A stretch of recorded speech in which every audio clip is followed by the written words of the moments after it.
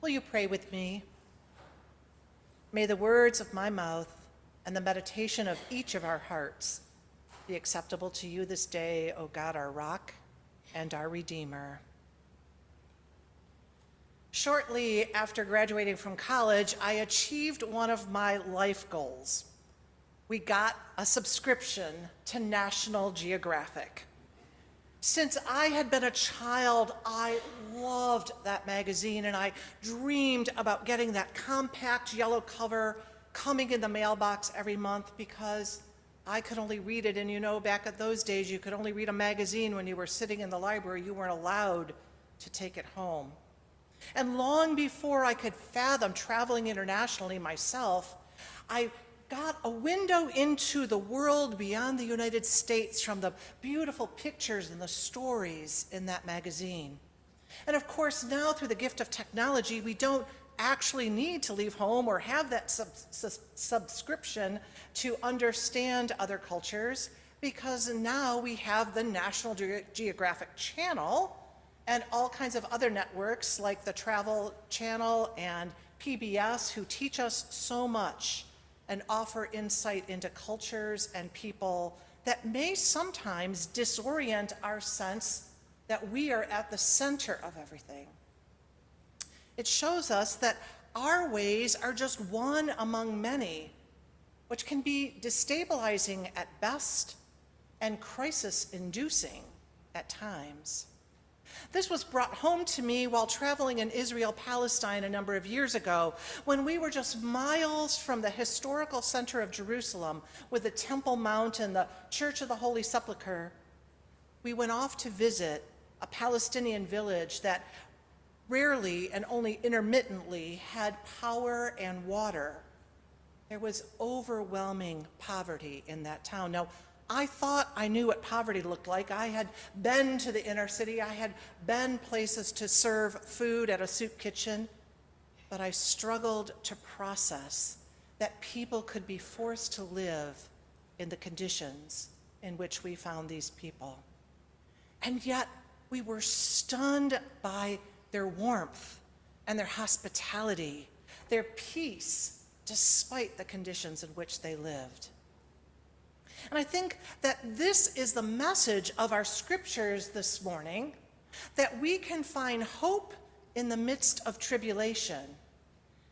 Both of these readings offer a global vision of God in which the Holy One is continually doing something new, where suffering and division give way to peace and abundance. In the verses just ahead of those that Judy shared, the author of Revelation writes this soaring description of a restored Jerusalem, where the walls are adorned with fine jewels and the streets are paved with gold. Yet John is writing from the Isle of Patmos, where he's been exiled for refusing to bow to imperial Roman order and to worship Caesar. And from there, he offers this vision of an alternative way of being, an alternative way of dealing with oppression and the inequality of empire. And he places God as the source of life and power. I find it reassuring in this time when so many of us aren't able to physically be in the building of the church, that he notes that after the temple was destroyed in 70 CE, that it was no longer necessary because the presence of God filled this new holy city, even without that building. Now, as Judy mentioned, Revelation is a book that many people, myself included, tend to shy away from because it's full of extravagant and confusing, unfamiliar symbolism with visions that are allegorical. But as I've been reflecting on this reading this week, I really came to appreciate the vision that John shares. The gates of the city are thrown open wide to welcome all, and there are no walls of separation. It's not a place where value is assigned to human life based on wealth or skin color, country of origin, sexual orientation, or gender. It's a place where God's kingdom comes to earth and offers a safe place for all. As I read it, I thought, wow, this is exactly what we strive to do here at MHCUCC, isn't it? In fact, I think you could sum up the description that John makes in our UCC tagline. No matter who you are or where you are on life's journey, you are welcome here.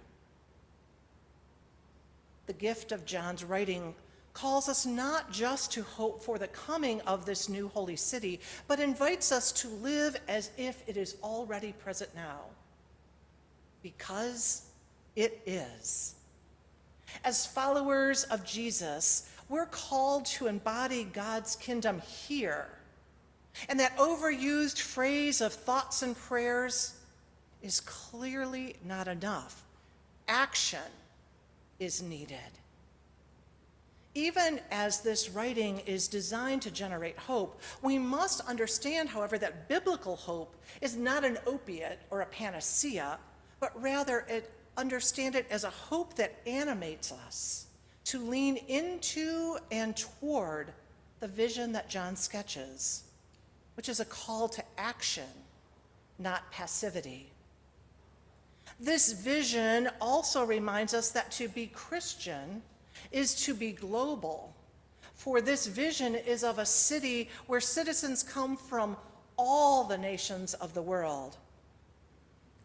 Although we have often, especially in this last century in the United States, tended to view Christianity from a white, Western, often male perspective, today it's really important that we realize that the fastest growing parts of the church are in the global South. In fact, demographers predict that in 50 years, more than half of Christians will live in Africa and Latin America, and that only 20% of people in the church will be white. John's vision offers a beautiful image of that future and reminds us that global-minded Christians are geographic, cultural, national, and ethnic egalitarians. There's no center of the world. There's only this constellation of points that are all equidistant from the heart of God. It's the heart of the gospel message, isn't it? That God offers lavish love to all people in every place.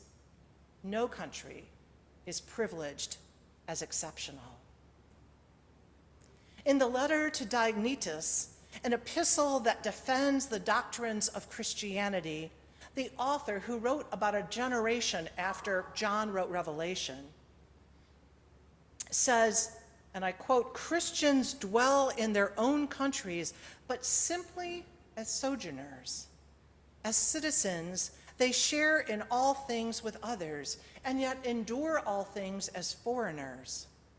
Every foreign land is to them as their native country, and every land of their birth as a land of strangers."